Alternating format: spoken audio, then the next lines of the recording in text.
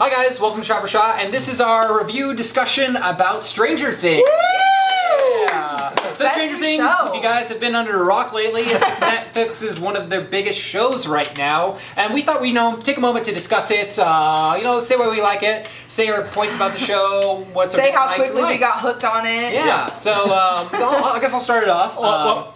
Now, is this going to be spoiler-free, or is this going to be... Maybe not. I'm going to say there's going to be slight spoilers. Slight spoilers. Barbara dies. I was going to say Barb! Who gives a shit, apparently? The whole reason for this, we want to tell you the reasons why you should watch this show. It's so fucking good. Yeah, so we're going to try and keep it as spoiler-free as possible, while giving our insights and views about the show, just maybe about Netflix shows in general. So, yeah. I really, really like the show.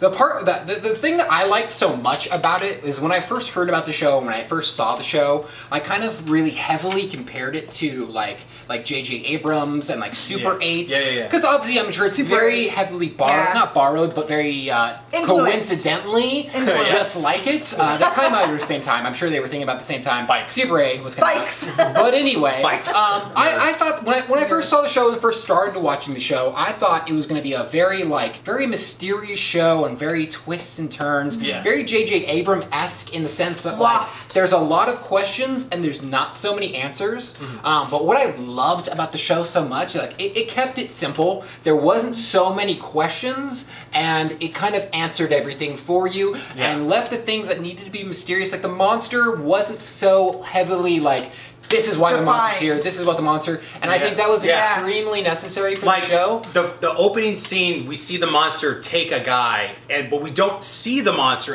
for a few episodes, which I really do like. And they did a they did a really good job having this season's focused on one monster. It wasn't like we're gonna throw a bunch of monsters at you. And for a viewer like me, I was like, okay, is it just gonna be about this one particular monster? No, they have huge ideas for more monsters because, spoilers, there's another world out there called the Upside Down. You'll learn that pretty quickly, though. So, that's why I really liked about the show. It kept it very, very simple. It wasn't trying to tell an extremely complicated story, and you got everything from those 8 episodes. It didn't need to be a 22-episode long season. It was a full story, full and complete, everything got lost. And I don't know why I compared it so much to J.J. Abrams, and I was very pleasantly surprised about it. I think it was the nostalgic feel, you literally felt like you were either watching an 80s movie, John Carpenter movie on VHS, or you just got the feel that everybody involved in it, that's how they made you feel it's the most unoriginal show ever. Oh my god, it's so weird. Right on the board. It's just perfectly everything. So one of my favorite things about the show was I love sci-fi. 80s sci-fi was my big thing when I was a kid. Back to the Future, RoboCop, Alien, all those things. What I loved so much about it was one of my favorite movies as a kid, even though it scared the shit out of me, was E.T. That was the greatest one. Thank you, me too. I hate E.T. Hey, him in the closet, running around, been on the ride at Universal when he's running in the forest. It's scary. So this is the most ridiculous thing I've ever seen. But that dude can drink. I love Monster Squad. I love Goonies. The Goonies. It tapped into all those things. And when I was a kid, that was the adventure that I wanted to have. Playing Dungeons and Dragons, those types of things. The kids drop a bunch of references, and it just felt like the friendship, the bond, just the whole feel of the show. It just when you watched it, if you're that person.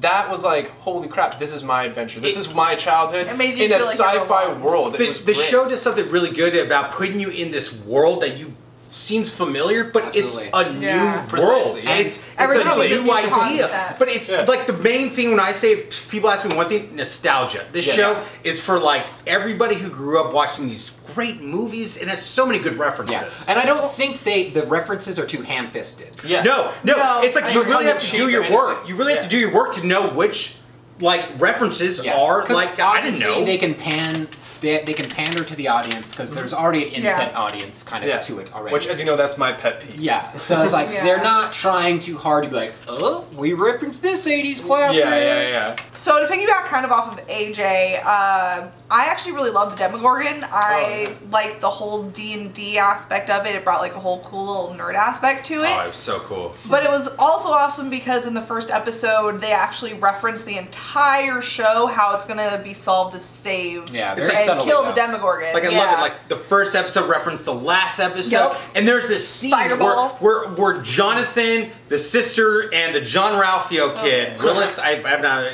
are fighting the creature in the house, and it was kind of like they're literally real life D&D. Like, he's a wizard throwing a fireball. He's like using his bat with the nails. I never thought about that. Like, he's literally living D&D for real. Yeah, I didn't notice that. One thing also with the show that I liked is that we really didn't know where these characters were going to end up. It's like everyone kind of had like an idea. It's like, oh, John's going to end up with her. Yeah. He's going to go off because he's the dick. Blah blah blah. No, it was great that we literally have still. Like, we get to grow with these characters because it's like John didn't end up with her, but maybe in season 2, maybe in season 3. You know, at the end of season 1, we had this huge thing where it's like Will is back from the upside down, spoilers, and he's infected by the upside down. It's like, will Will be the big character in season 2 because he wasn't in season 1? I hope so. Now I'm gonna play devil's advocate right now because I started watching the show and I was like, okay, this is just gonna be the one season. Now what I really wanted the show to be is kind of Netflix answer to American Horror Story. Totally. I kind of wanted it to be called Stranger Things and it be a bunch of seasons, one-shot seasons about like different 80s horror novels or like sci-fi novels. Like this one's taken in Kansas, this one's in Antarctica. In like in the same world. I'm happy that they're still continuing the story, but I'm kind of a little bummed too. I mean, either way, I'm gonna probably enjoy watch it. Oh yeah, I'm gonna watch it. Yeah. I had like because sorry, if you haven't heard, officially season 2 has been announced for 2017. Woo! That's right, and we get one more episode. That's right, 9 instead of 8. Thank God. No, so to kind of the ending, I had my own opinion on the ending. I wanted them to kind of keep doing the whole D&D thing, and different people and different like evil characters you come across. That is what they base each season off of, and they have to fight that particular thing off. Like if season 2 was based on like another book of D&D or like another quest guide. Yeah, so they exist, right? Will there be more monsters? I'm hoping. Upside Down World have more than just that one monster? Will they? God. Winona Ryder. That's like if we could talk about possibly like what possibly could be different, I would say Winona Ryder is I love her. Her only good scene was the scene where she's in the cupboard. There had to be that character that is worried about their son. Unfortunately, she had to do it. I think she played it so good. No, it was so ham-fisted. Like the only scene I really liked was the scene where she's in the cupboard and the Christmas lights are like they're first giving her the signal. Will's somewhere. When she's like first, other than that, I didn't care for her at all. And like I love Hopper. The first scene I started watching with her being all worried about Will, I'm like, I'm gonna get so fucking tired of this bitch. Yeah. That's how I felt too. Like, fuck. But like, I kind of liked her. I think she was a good character. She had to play that role, and she did a good job. Understandably so. Probably a lot of people thought she was pretty annoying. But yeah. I liked it. If we can also warn our viewers that there's something with this show. Spoiler. So spoiler. Spoiler things. This show. He was like, are there going to be spoilers in this episode? And you're like, this show. You're the one who knows. You're the one saying all of them. If I can finish. This show has such binge-worthy qualities about it. I'm warning you now. You will watch this show in one day. I watched it in 2. Some of us watched it in 1. Some of us watched it in a few. Yeah.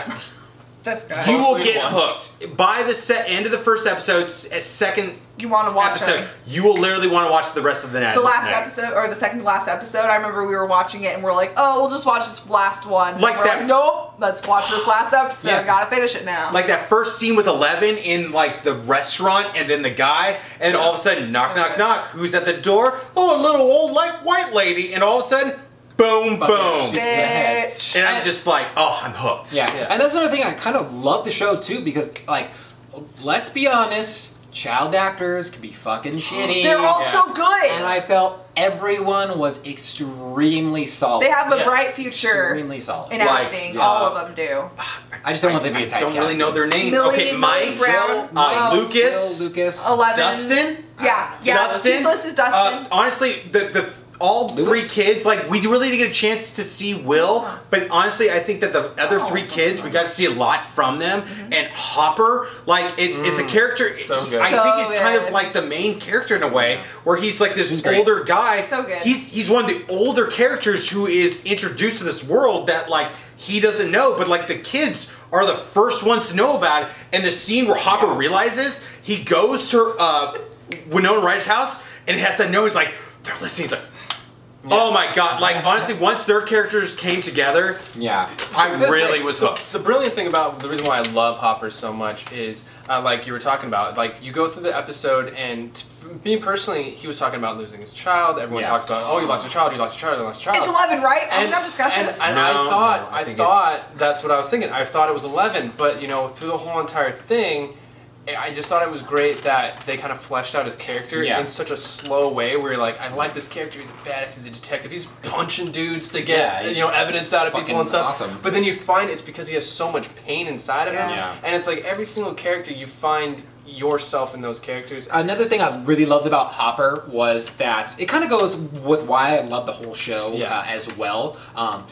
Goes back with the D&D thing, goes back with everything else. Like, I thought they were going to pander to the audience. They were going to give everything what you wanted. Like, when I was watching the show, I'm like, oh, he's going to get 11 at the end. 11's going to be his new daughter at the end. Because he missed his daughter. That's what I thought, They didn't give you that. They didn't, like, full-heartedly, like, ham-fist, like, the references to the other seasons or other 80s things. They do this subtle little thing where, spoilers, at the end. God. I'm sorry. I know I said it. Dude. Where he comes and leaves the waffles in that little box. What is that? We don't know. The Duff brothers have yet to say anything about it, really. What the fuck are the Egos for? We know. Duffer. Oh, the Duffer. The Duffer brothers. The Duffer brothers. The more you know. One of my favorite things about the show is just the score alone of the show. So solid. I mean, I love that type of music, but it's just like, when I was watching the show, I was like, oh, it's pretty good, it's pretty good. But that intro, when it's like, that's one intro I don't want to ever skip. I love it. Let's just keep playing. I have this soundtrack on down. Like, I listen to it every morning, pretty much. It does such a good job about putting you in the scene. Like, it's that creepy VHS like 80s, like John Carpenter. Just puts me in that world, and I love it. It's just like in your veins. Like, that whole show is just in your veins from start to finish, and you just want more, and we have to wait a year. But I don't know if I can do that. We'll definitely be back a year from now. Definitely talking about the same points. Season 2! We obviously love the show so much. We would love for you guys to check it out. We know everyone's going to love this. There's something in there for everyone, obviously. Please stay tuned everyone loves it. For everything Stranger Things and everything Shot for Shot. So please like and subscribe, guys. We'd love to have you. Thank you so much. Come here, I've had to have sex with you and I'm gonna die. It's not right because I'm gonna die.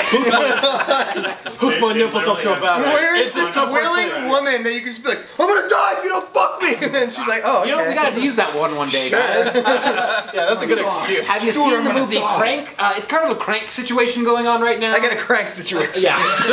We got an old-fashioned Crank situation. There's a rape going on? No, upstairs, it's a Crank situation. Oh, shit.